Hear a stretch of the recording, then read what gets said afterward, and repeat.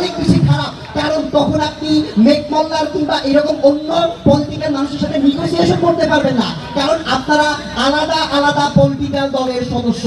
আমরা মনে করি এই নেগোসিয়েশনের জায়গা আমাদের পৃথিবীতে থাকে, যেটা কিনা তাদের পৃথিবীতে থাকে না। আমরা বরঞ্চ বেটার মেসেজ পিচ করার চেষ্টা করি। আমরা এমন একটি দল গঠনের স্বপ্ন দেখি যেই দলের প্রতিটি মানুষ ভিন্ন ভিন্ন আইডিওলজি নিয়ে থাকবে। কেন আপনার এই দলে ভিন্ন ভিন্ন মানুষজন থাকতে যাবে? কারণ আপনার এই দলটার অ্যাকসেপ্টেন্স মানুষজনের কাছে অনেক বেশি। সাধারণ জনগণ এই দলটিকে চায়। এবং আপনি এটাও জানেন, আপনি যদি আপনার আইডিওলজি যেটা কিনা র্যাডিক্যাল এটাকে চেঞ্জ না করে আসেন, তাহলে মানুষ আপনাকে অ্যাকসেপ্ট করবে না। আমরা মনে করি এই অ্যাকসেপ্টেন্সের জায়গা থেকে আপনি সবসময় নেগোসিয়েট করেন, একটা ইউনিফাইড জায়গার ভিতরে থাকেন যেখানে মানুষ বিশ্বাস করে একটি পরিবর্তন আসবে। তারা আপনাকে আরো একটি জিনিস যারা বলার চেষ্টা করে, সেটা হচ্ছে আপনার প্রতিটা ক্ষেত্রে ছাত্র আন্দোলন প্রতিটা বিষয়কে প্রতিহত করবে। আমরা মনে করি এই কালচারটা একটা ডেমোক্রেটিক কান্ট্রির জন্য খারাপ। কারণ সংসদে কথা বলার জন্য এখনো পর্যন্ত বাংলাদেশে কোনো যোগ্য বিরোধী দল নেই। তারা যদি থাকতে পারতো, বিগত 15 বছরে আপনার আওয়ামী লীগ সরকার টিকে থাকতে পারতো না। তার মানে আপনার এই বিরোধী দলটা তৈরি করতে হবে। এই তৈরি করার একটা মেকানিজম হচ্ছে আপনি মানুষকে বোঝান যে একটা পলিটিক্যাল পার্টি সেও অনেক বেশি নিউট্রাল হতে পারে। আমরা মনে করি এটা সিগনিফিকেন্ট ইম্পর্টেন্ট। এবং 4 নাম্বার সমস্যা, তারা আপনাকে বলে যে আপনি বৈষম্য বিরোধী আন্দোলনে কেন গিয়েছেন? কারণ এটা একটা অ্যাপলিটিক্যাল আন্দোলন ছিল। তার মানে আপনার বাংলাদেশের মানুষের বিশ্বাস হচ্ছে কোনো পলিটিক্যাল পার্টি ভালোভাবে কাজ করতে পারে না, এবং এই কারণে তারা পলিটিক্সে অংশগ্রহণ করে না এবং নির্বাচনে ভোট দেয় না।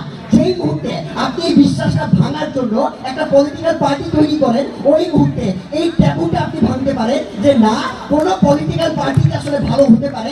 এই বিশ্বাসটা যখন আপনি মানুষের মধ্যে দিতে পারেন, আমরা বিশ্বাস করি এই কালচার থেকে আপনাকে বের হয়ে আসতে হবে। এবং এই বের হয়ে আসার জন্য পলিটিক্যাল পার্টিও যে ভালোভাবে দেশের সংস্কার করতে পারে, এই বিশ্বাসটা আপনাকে দিতে হবে। এখন প্রশ্ন আসতে পারে, ভাই এই বিশ্বাস দেওয়ার দরকার কি?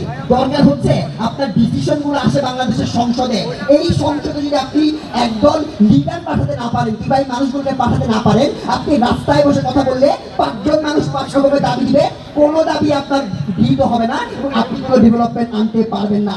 এবং লাস্টে আমরা যেটা বলার চেষ্টা করি, আন্দোলনের স্পিরিট নষ্ট হয়ে যাবে। আপনি বৈষম্য বিরোধী আন্দোলন টেকটাকে কেন ইউজ করতেছেন? আমরা এখানে আপনাকে ব্রডার পিকচার দেখানোর চেষ্টা করি।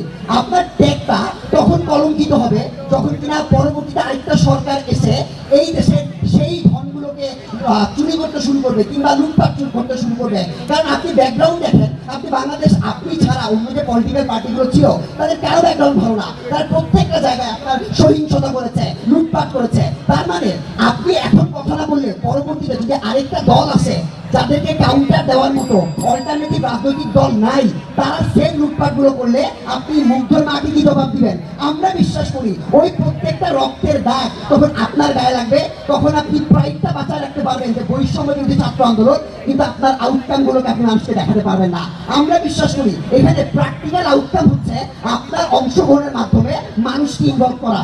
এই মেকানিজমটা কিভাবে কাজ করে তুলনাটা বুঝেন। যেই মুহূর্তে বৈষম্য বিরোধী ছাত্র আন্দোলনের একটা সমন্বিত ভাবে তারা নির্বাচনে যাবে, তখন আপনি আশ্বস্ত ফিল করবেন যে ঠিক আছে, এরা প্রবাবিলি কোনো চেঞ্জ আনতে পারে। যেই মুহূর্তে